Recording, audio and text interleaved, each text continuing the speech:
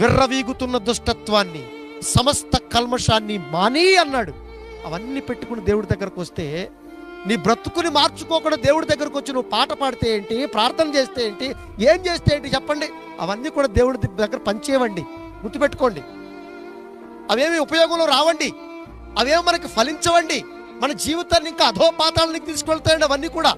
అంటే దేవుడి దగ్గర మన హృదయం సరైనదిగా ఉండేటట్టుగా చూసుకోవాలి. ఈ కార్యమందు నీకు పాలు పంపులు లేవు. ఏ కార్యమందు?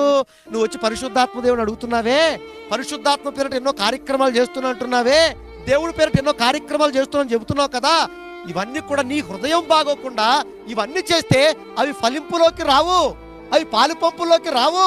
నువ్వు లక్షలు ఖర్చు పెడితేనే, వేలు ఖర్చు పెడితేనే, నీ నోటిని పగలు తీసుకుంటేనే, నువ్వు అరుస్తేనే ఉపయోగం లేదు.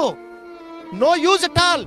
నీ చెడుతనము మానుకొని, నీ చెడుతనం మానుకొని మారు మనసును, ఏమండి మారు మనసు కావాలని ప్రభువును వేడుకో, పొందని చెప్తున్నాడు. అంటే మారు మనసు అంటే ఏంటి, ఏమర్థం చెప్తున్నాడు? చెడుతనాన్ని విడిచిపెట్టటం, మారు మనసు పొందటం.